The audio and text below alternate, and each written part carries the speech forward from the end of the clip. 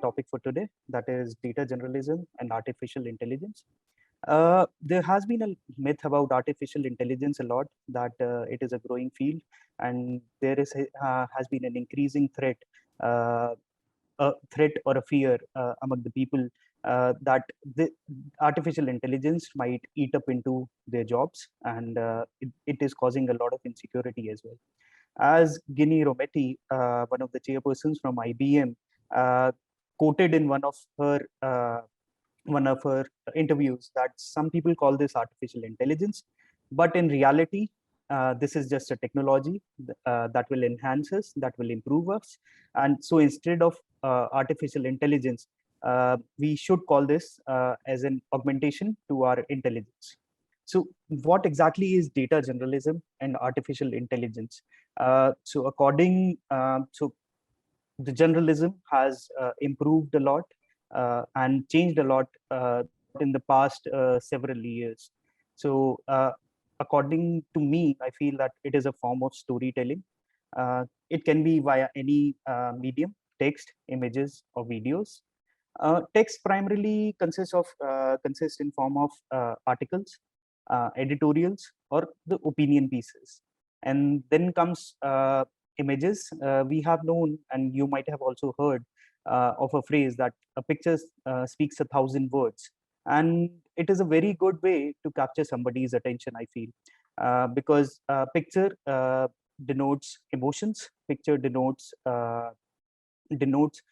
what are the real feelings of the person who is going through a crisis, who are going through a happiness journey, or what exactly a emotion is being felt by that particular person who is being captured. So photojournalism is also a growing field and has been there for a long time, and its relevance is only increasing in these times when we are away from home. So we have been shared in these COVID times, in these horrid times, we have been sharing images with our colleagues, with our family members, to know what they are. And this has been also increasingly used by multiple journalists to actually show how they have been to share a story. Then comes the final form of storytelling. So I feel it is the most powerful one. It is called videos, and it portrays not only the feelings as being by the images, but it also tells you the story of a storyteller. But not only that, it also talks about the subject, because we can hear the sound of the subject, we can see their emotions, we can hear them. So not only the expressions on their face are being taken into account, but we can also feel their voice modulations, their expressions on their face, and how the background is being captured by the videographer, and so on. So how do we actually create a story? So how do we actually create a story? So for that, we need data. We need to have supporting data in hand. For that, again, the basics, how we communicate or tell a story, has same kind of data formats as well: text, images, audio, and videos. But data lies in the form of millions and millions of copies. That can be a handwritten note in the historian books. It can be a handwritten note from a prime minister of one country to another. It can be an online document in any form, like text and images. Again, it can be a message from prime minister to a countryman. It can be a message from a military person to their defense personnel, and similarly. And to tell a meaningful we might have multiple storages or multiple data formats, but out of these millions and millions of copies, how do we actually process it? How do we make sense of these documents? How do we use those to create a powerful, impactful story? And here comes the help of artificial intelligence. So artificial intelligence helps us in processing the data, finding patterns, generating multiple insights, and hence comes the storytelling. For me, AI, the meaning seems to have changed over time, and it will also change in the near future as we move along, as we grow the technology further. We might become more dependent on it. We might use it in a helpful manner. So I think a fair definition of AI could be a computer that can perform a task that would typically require some level of human intelligence. The current wave of hyped up AI technology is based on machine learning. And when we say machine learning, it's a system. It is just a system where initially it figures out how to accomplish a task based on a bunch of a data, and that's it. That it has been trained with. So in a layman's term, AI helps us in data processing, finding patterns, generating insights, and the result is a powerful and an impactful story. Then comes a bigger question that I started my meeting with. It is what is the AI threat? So people actually think that whether it is a job churn, is it real or not? So whenever somebody talks about AI, so first thing that comes to anybody's mind is fear, and the fear is of losing a job to a machine, a robot, or a computer. Generalists might also think that will AI take over their job as a generalist, because it requires reporting, it requires a lot of content generation, it requires a lot of a lot for producing content. So I personally feel that the statement is hyped a lot, and it is a manufactured fear. Uh, I will go on and ask a few questions. So there has been evolution of technology in the past few years, in the past few decades. So, but we have evolved, and the evolvement of these particular technology has helped us in increasing the competition, reducing the unit cost of the products or services. We have and then thereby increasing the penetration of that particular technology among the users, and eventually improving the entire ecosystem. The technologies have been coexisting for a while now, but we think that evolving AI over one technology might kill it. But has digital media killed newspapers? I would say no. They have only increased. The relevance of both newspapers still exists. The relevance of social media still exists. Has TVs killed the radio stations? I would say no again, because radio station has their own user base. The TV has their own set of user base. And now coming on to the powerful medium AI. So we would see that is it what is AI that helps us in producing a great content? So when we talk about automation, it only helps in machines will actually perform all the jobs, and but to build machines that can self-run, perform efficient tasks, there will be always a need of humans. So machines, however good they may be, but they cannot replace human intelligence and the emotions. It will always help us in improving in our efficiency and the faster throughput. And what it actually helps us is, if we use AI in a powerful way, then what automation and AI does to us is to make our lives easy. And by doing our repetitive work, it helps us in learning new insights, broaden our horizon, and ultimately it empowers our generalists. So like the technology and products, our generalist also will also have to enhance and learn new skills during the course of time. It will actually uh, free up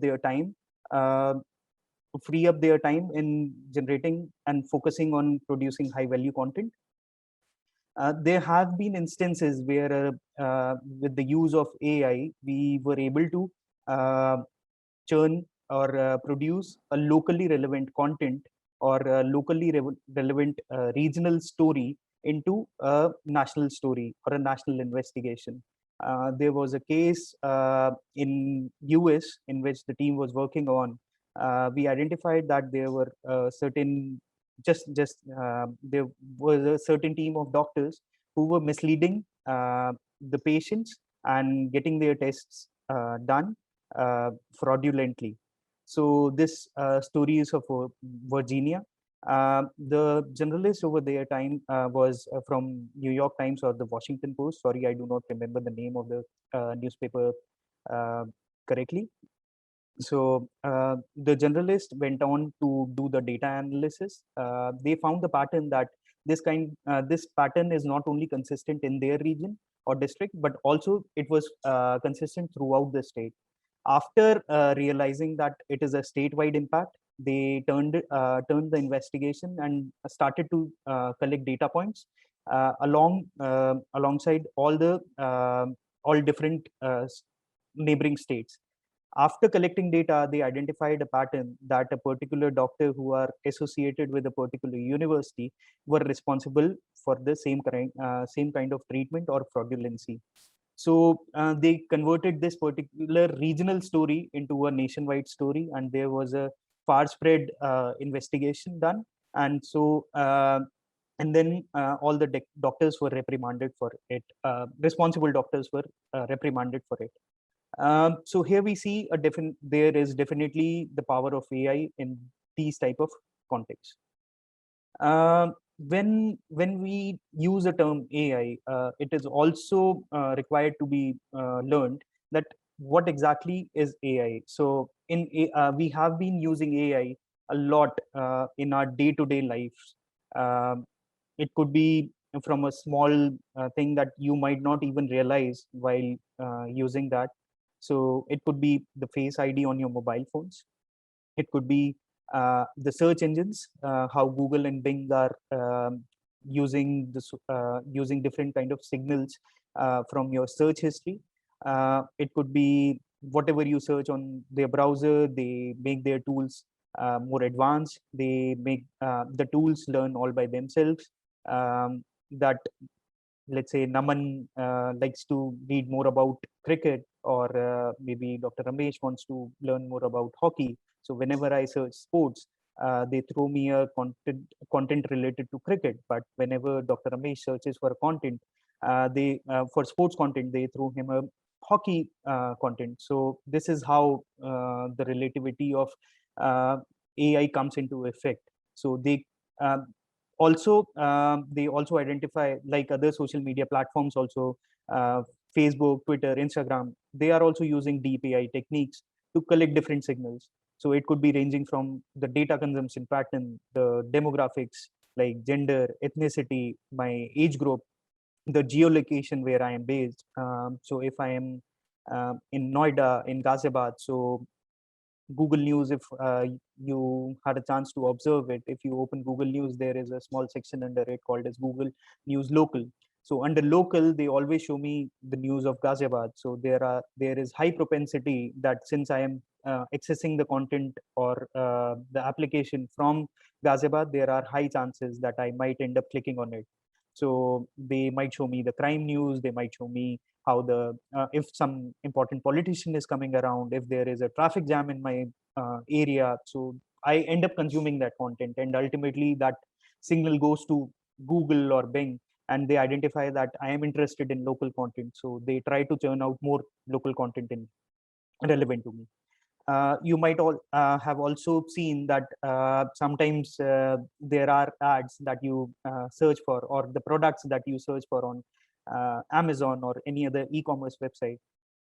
So that if you search for a mobile phone, or even you search for a sandal or a footwear, that particular style actually comes up as an ad onto other platform when you check out the news or the social media access like Facebook or Instagram or even Twitter or any other website that you go which has ads labeled. We call them as creepy ads, because it's kind of creeping the user out, because you might have already purchased that product, you might not like that product, or somebody else from your device has, like my wife, my children, or even my parents might have looked at it, but I end up seeing that ad multiple times over the period of time, period of duration.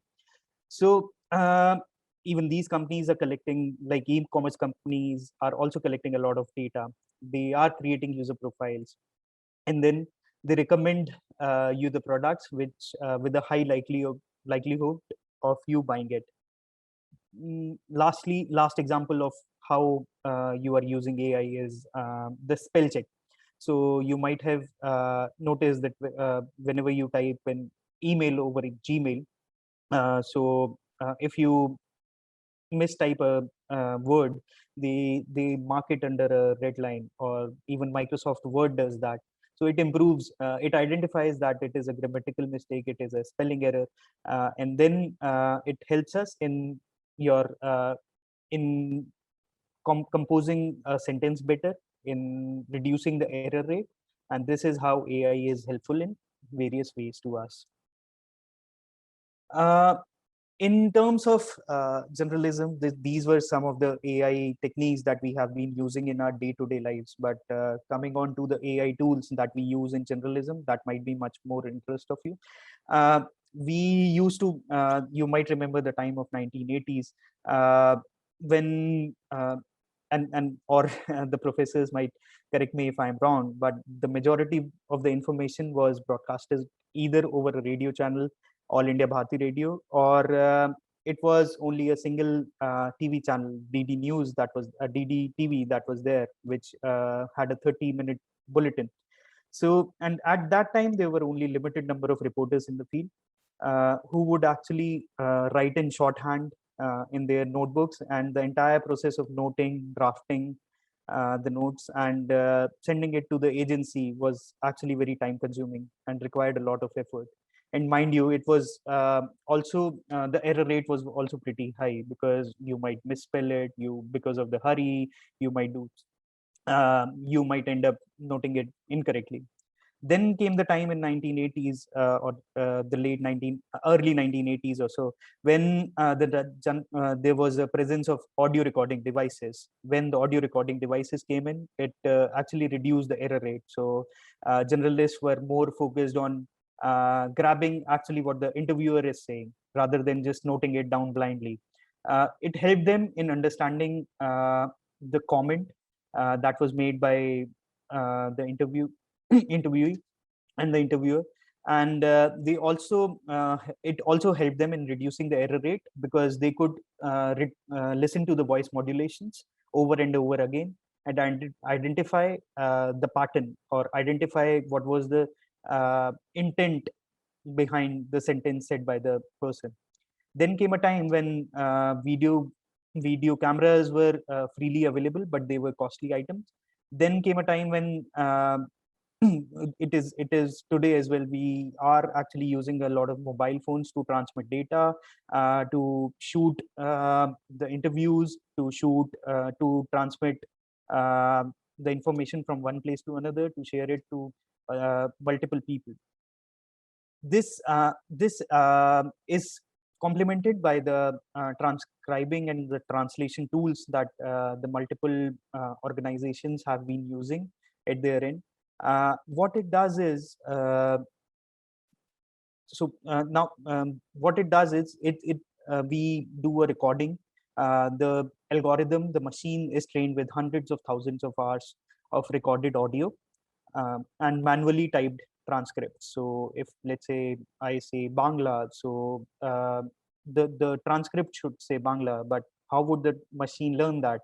So initially they might end up writing Bengla, they might end up writing Bangla, but over the time, when the algorithm, based on two types of the data, or figures out what is the mapping of between the sound that someone makes and the word that you would like to be transcribed to that particular sound.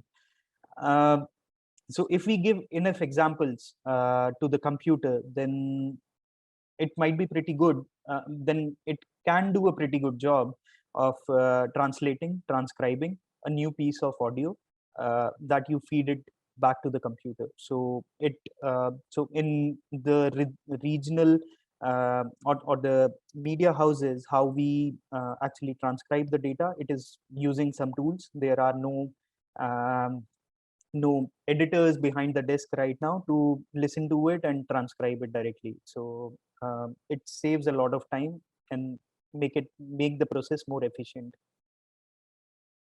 And just to give you an example, so it might sound a little odd, but the human intelligence also plays a big role in it.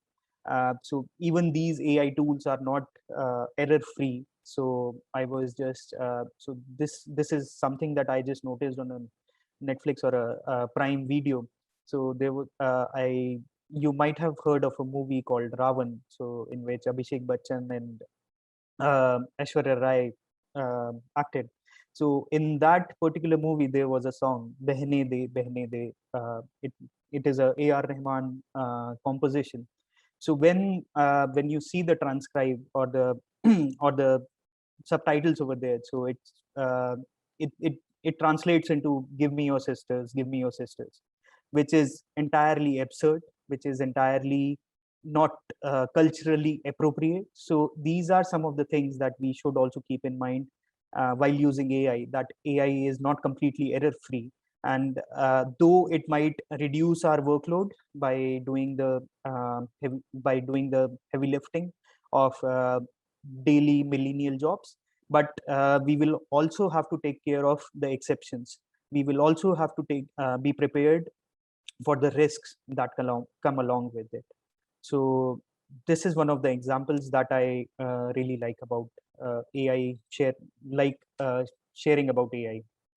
Uh, Along with it, there is another tool called as the word cloud tool. So this particular tool helps the generalist to actually identify uh, pattern in which the words are being used in a speech, in a debate, in an article or an interview or any other medium. So you might have noticed that whenever there is a speech from an influential world leader, there are certain words that are being emphasized always, like women empowerment, peace, unemployment, GDP, or maybe economy. So the usage of these words help us in interpreting the message in a much more deeper way, in much more clearer way.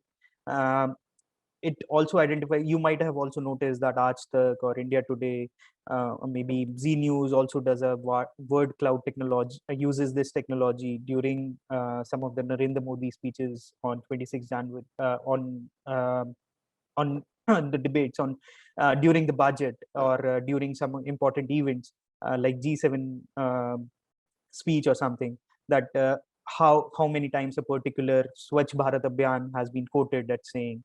It identifies that what is the prominence of that particular policy, or what is the intent behind saying that.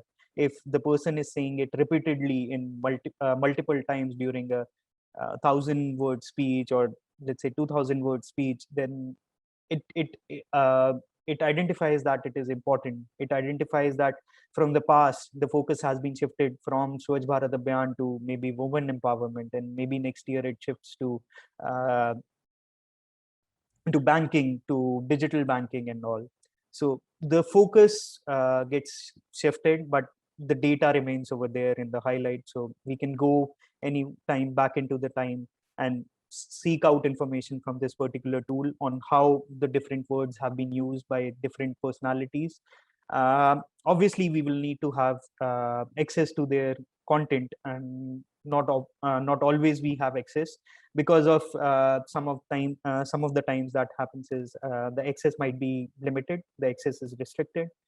Some of the documents are free to access, and some of the documents require some kind of subscription to look into it. AI not only helps the generalist in, but it also helps alike in the users, and which are spatially abled in the news TV format or in a digital format. So the persons who are the people who are actually not very good with reading, they can um, this particular read aloud tool, which is more rather than a tool, is more of a feature. You might have seen or observed it on Indian Express, Times of India, and other leading digital publishers, wherein if you click on a particular sound icon, they actually read the complete story to you. It has proper punctuations, it has proper stopping time whenever there are interviews, they quote the particular item, um, sentence, the intonation of every word, every sentence is different based on how and what is the intent of it. This also helps the generalist alike in a way that they if they are multitasking, then it will help a lot of users to, while driving I can listen to the news, the top stories, while cooking I can listen to the news. So my complete focus is not on the news, but I am also multitasking in some other way. So this is another feature that is used a lot. So if we talk about generalism, so analytics and generalism go actually hand in hand. So the research that is being done using the AI tool is also helps us in creating and generating a lot of sports analytics.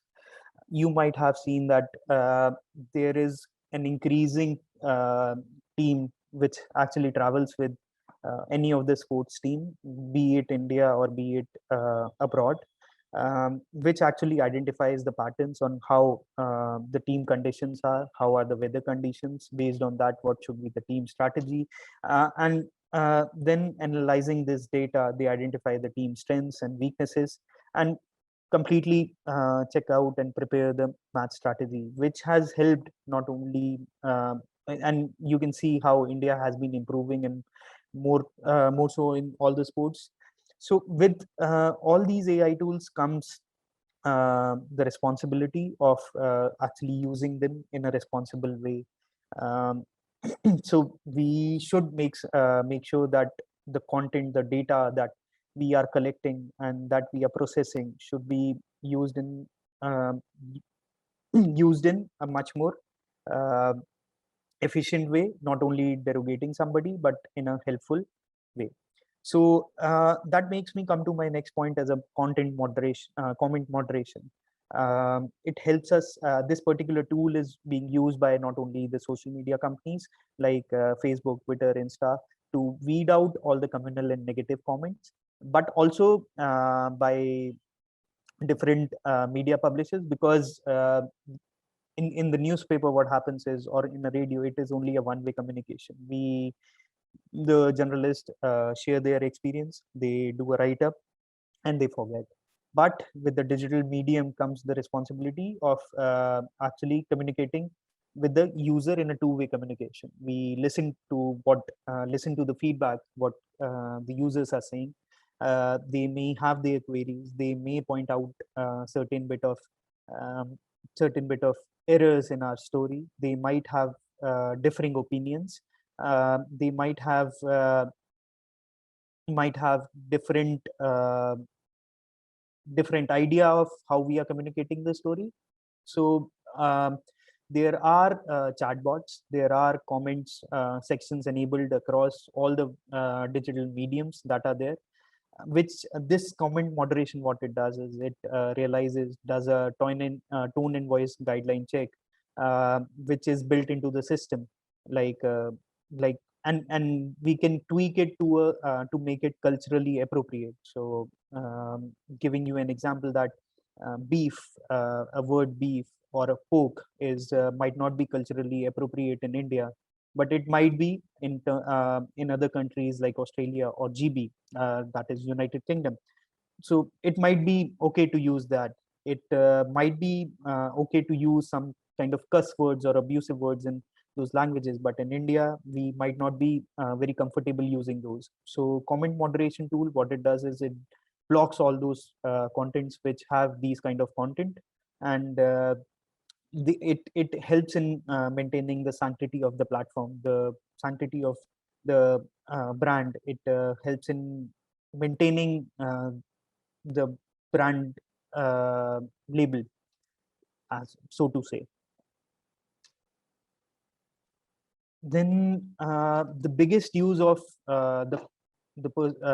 AI comes into the content personalization. You might have observed that my content feed, whenever you open social media platforms, Facebook, Instagram, so what it happens is your feed is completely different than my feed. It not only gets signals from the social circle that we involved with, but it also looks at the data consumption pattern. It also looks at what are my likes, what are my dislikes, whether I like to be friends with a particular person, if that particular person has posted anything online, and then I might get a notification from there that XYZ person has posted in a while, posted after a while. Please go out and check the video or check out the post. This increases the engagement on the portals. The content is completely personalized. It might be different for geolocation, so um, maybe it would also be a wow experience in how the news companies are actually trying to explore it.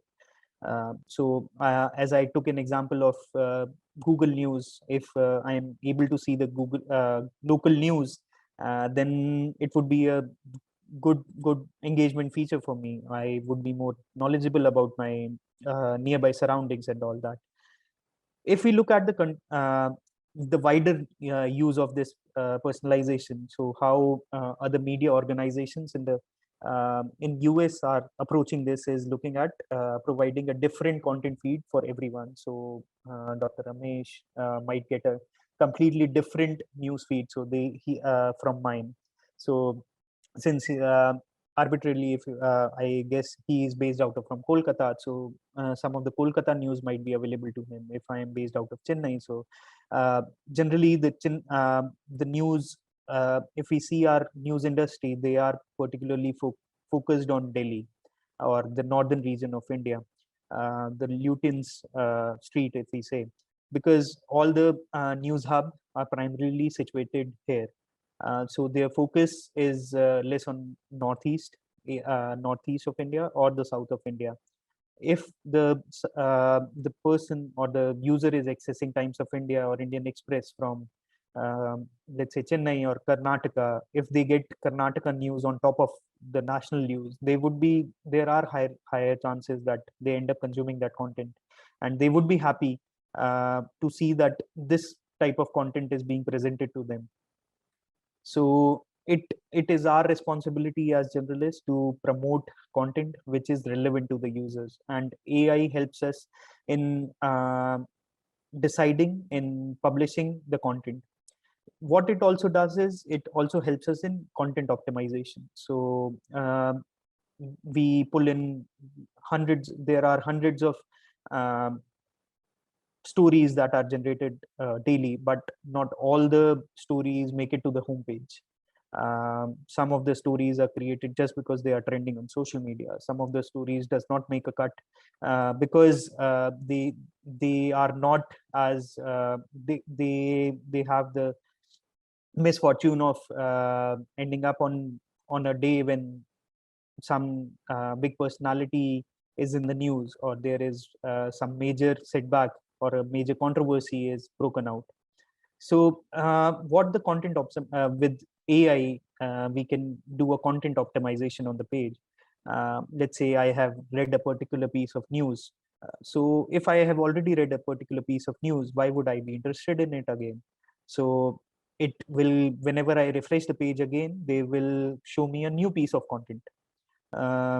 Second could be they distribute the particular clicks. They identify which number of stories are actually getting the highest clicks on the page. So it might be the cricket India versus Pakistan cricket match happening one day, and on the same day there are floods in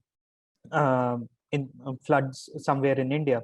So which story will be gaining more traction, will be gaining more things. So with AI, so what we do is, with the AI tools, we to 50% of the users we show the story about the floods. To the 50% of the users we show the story about India Pakistan cricket match, and analyze that for the first 15 minutes or 20 minutes, what is the click through rate, how many users actually end up clicking the floods, or how many users actually end up clicking on the match story or a sports story.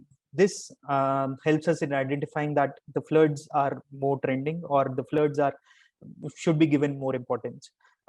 This not only so every time AI cannot do the things for us, we also need to identify here the intervention of the human intelligence, wherein there might be some of the things that might be interesting or trending at a point of time, but what happens is that maybe ex prime minister has passed away, or ex chief minister, like yesterday Galyan Singh passed away on last week. So as a user, it might be categorized or tagged as a politics story or an India specific stories. But in the context, this story I might be interested in because I am a local native of Ghaziabad and belongs to UP. But my signals does not actually give the correct idea or gumption that this story should not be presented. But here comes a human intelligence which pushes and tries out these kind of permutation and combinations on how to use uh, these stories in an optimized way. In AI, we also have certain tools. One tool is called as Chartbeat. So Chartbeat, actually, what it does is it captures all the data. It captures my click-throughs. It captures how many users are sitting on which story, how many users are reading sports stories, or politics story, or entertainment story. It helps the editors make an informed, data-driven decision on what kind of content is working for them and what kind of content is not. And with that, I will come to the last point of it as breaking news notifications. So um, this could be as just an example of the finance. Uh, if some, let's say, user A is interested in ITC stocks and user B is interested in TCS stocks, I have added those, and my AI identifies that I search ITC stocks more. So as soon as ITC stocks are dropped or raised by a certain X amount, like a trigger amount, like 5% increase in the stock prices, I should get a notification on my phone or a desktop that, let's see, ITC stocks prices are dropped. This may be the chance that you buy more ITC stocks. Or it could be breaking news notifications in the sense. So AI helps us in deciding all these factors. Again, I would reiterate on and re-emphasize on a point that I made it in the starting, that AI is not a threat. We need to upskill ourselves to make to make use full benefit of this particular tool. So thanks a lot for listening me out, and please feel free to share your queries. Thank you, Mr. Naman. This was a very insightful session. I now request Dr. Mona Gupta to please carry on with the Q&A session. Thank you, ma'am. Sir, so far, there's one question Dr. Ahana Chopra has. She wants to know about some open source artificial intelligence software that can be used in research, because she says that most of them I know are quite costly. So any suggestions where we can actually use it, if somebody which is affordable also? The AI solutions are not actually give you a very open source softwares, because it requires a lot of data sets, and the data sets to source that data sets and to work on that particular generating insights, it costs a lot. So every company is under the impression, or this is the time that they make money out of it. So let me get back to you on this question. I will share, if I come across, let me find out more about the open source softwares, and I will share it with Dr. Ramesh after the call. Okay. Sir, there's one more question about with the advent of fake news. Do you think artificial intelligence has been able to uphold the values of truth in journalism and preventing the spread of misinformation?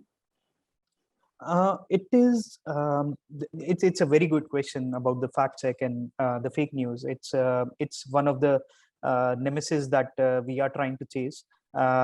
It is AI can as I mentioned that AI can be both used in a responsible way as well as a nefarious way. Fake news, we are trying to build solutions in-house, as well as working with some of the big media industries to weed out this kind of information. So the backtracking of how the reverse image search works upon, to work upon the principles on to track the correct source of the particular image or a text, it's kind of difficult, but I'm sure we will sooner or later we will get there. Something related to, I would say with the AI, Mr. Shambhu Sahu has a question that transcription tools are not up to the mark as far as accents in India is concerned. Correct. So how are journalists making use of transcription tools, and which are those tools?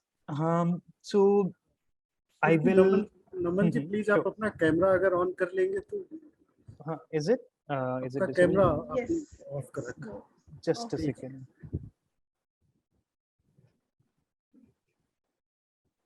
Sorry, is it visible now? Yes. Okay. Yeah. So you asked about the transcribing Indian language accents. So English is one of the only languages that has been made useful with the transcribing purposes. That being said, so how AI actually learns from the past experiences is one of the biggest advantage of it. So more the number of data sets we fed into the system, so more the number of trainings that we held for the machine, it enhances itself. So it might not be up to the par at present, but in the coming months or the coming years, I am 100% sure that the transcribing tools will help us in getting the way where we want to be in the next few years. So, but we will have to be a little more patient when it comes to the English, non-English languages.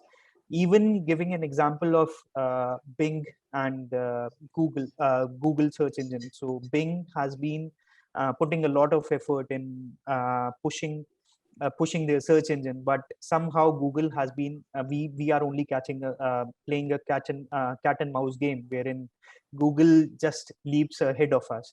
This is because the kind of data sets that Google generates is humongous. So the kind of queries, the Bing queries or the search queries that the Bing generates in one day, it could be generated for Google in 1 second or 1 minute. So the kind of data sets that Google generates is quite large. Similarly, Bing search engine search results are not that great, because so it all depends on the data sets. So more the number of data sets we have, more the number of users we have for the non-English languages, the more greater results or more appropriate results we will get in the future. Okay. Sir, there's one more question. This is about the use of artificial intelligence in data journalism. Do you think there are certain ethical implications attached to it? I completely do that. It's again a very good question coming out from the person. So with every with AI comes a lot of responsibility on the biasness. So we have seen in the past that news is nothing but the presentation of the facts from one's perspective. So if I want to present a perspective, it might be a left wing, it might be a right wing.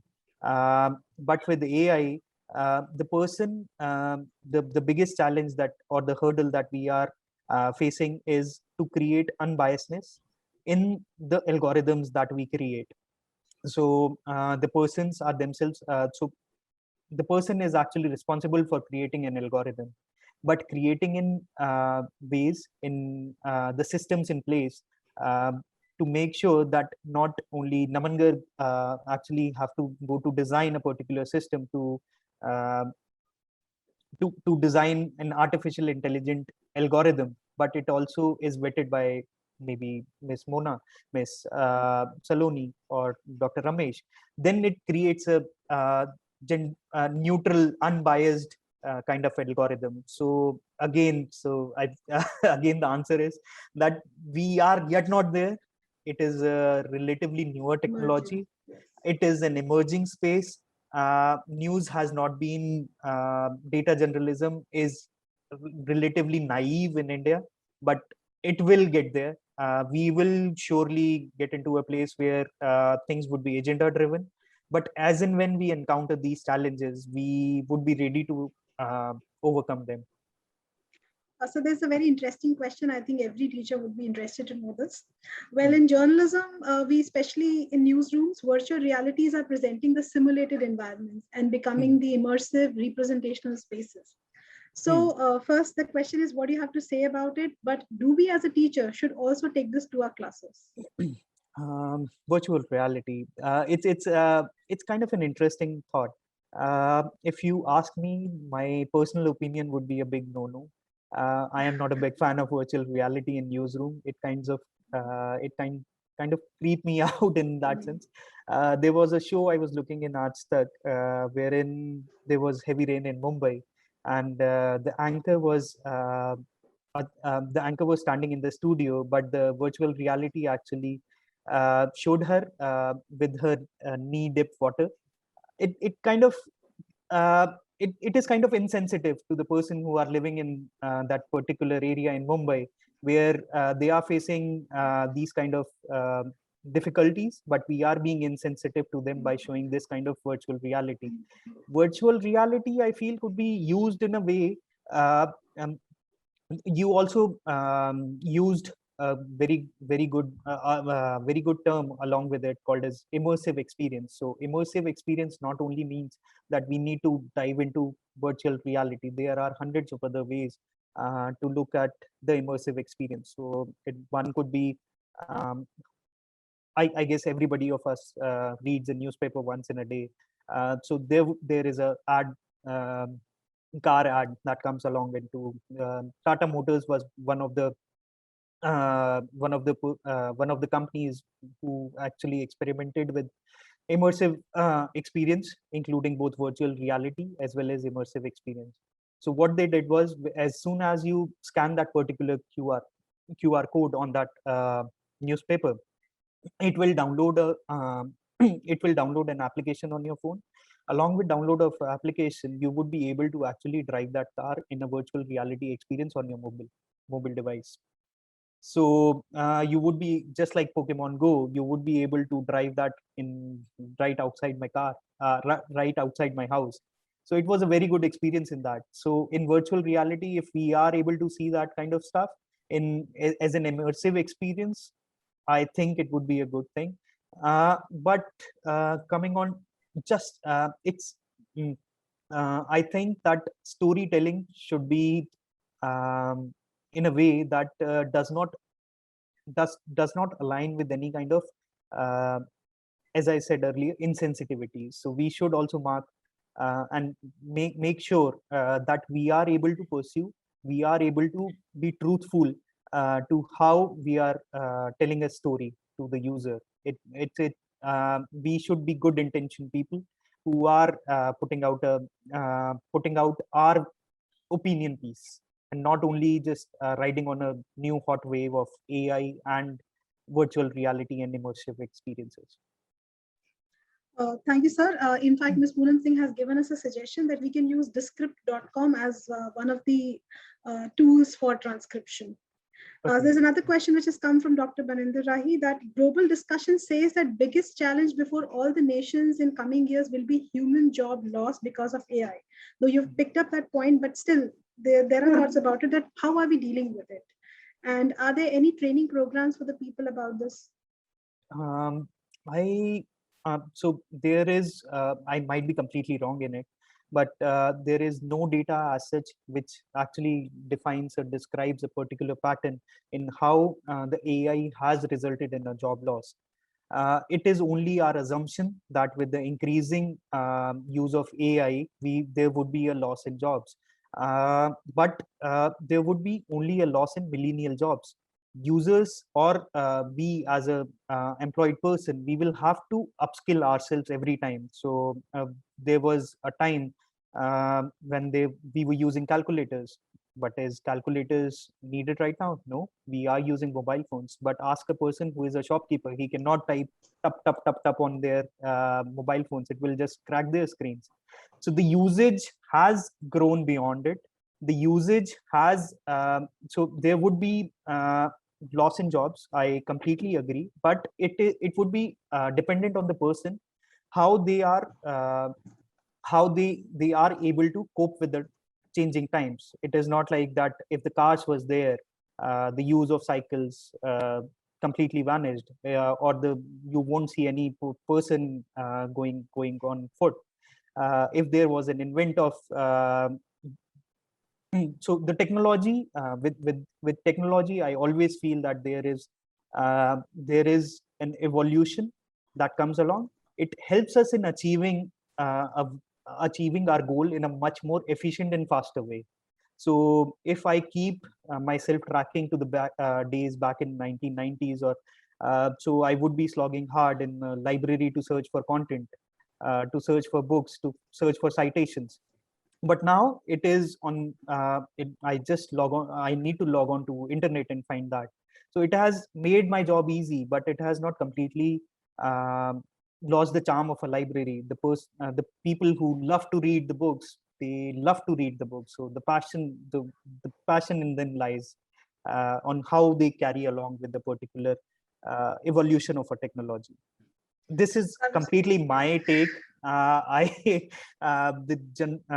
business leaders might be completely different. They have a different point of view, but I have a limited experience in the industry and still evolving human being. So yeah. Thank you so much, sir. Saloni, over to you. Thank you, Mona ma'am. Thank you, sir, Naman sir, all the questions were answered. I would now request our chairperson, Professor Siddharth Mishra, to come for his concluding remarks. He's a passionate journalist and an editor at heart. He would definitely have some value-adding points to make. Yeah. Thank you, Saloni. I'm in this, and Naman, I must confess this to you that I'm in this session for Saloni. Because I wanted to really hear you out and tell you that how good or bad you have been in the district. And I must compliment Ramesh Kumar Sharma and that for having brought you here, for having gone on a deep scouting mission and having found you out such in-depth information about the functioning of AI and data journalism and AI tools in the newsrooms and how they are being used, and examples like how television studios are trying to use it, although it's a caricature, and they are failing at it also at times, but it's a caricature, something which we want to really know, which we would have wanted to know. In fact, to what you have said, there is nothing I have to add much, but what I would say that in the talk of technology trying to bring unemployment and things like that, that is not the answer. The answer is to upscale yourself, to skill up yourself. As I had said in one of my earlier lectures, if you don't learn skills, you end up selling bananas. So अगर अपने आप को आप skills से नहीं करते हैं, enhance करते हैं, technology के साथ नहीं चलते हैं, तो फिर आपके लिए problems. And I see that artificial intelligence has only opened new arenas and new sectors of what you call employment for us. Thank you so much for having joined us today, and it has been a great learning experience for me also personally. Thank you so much. Thank you.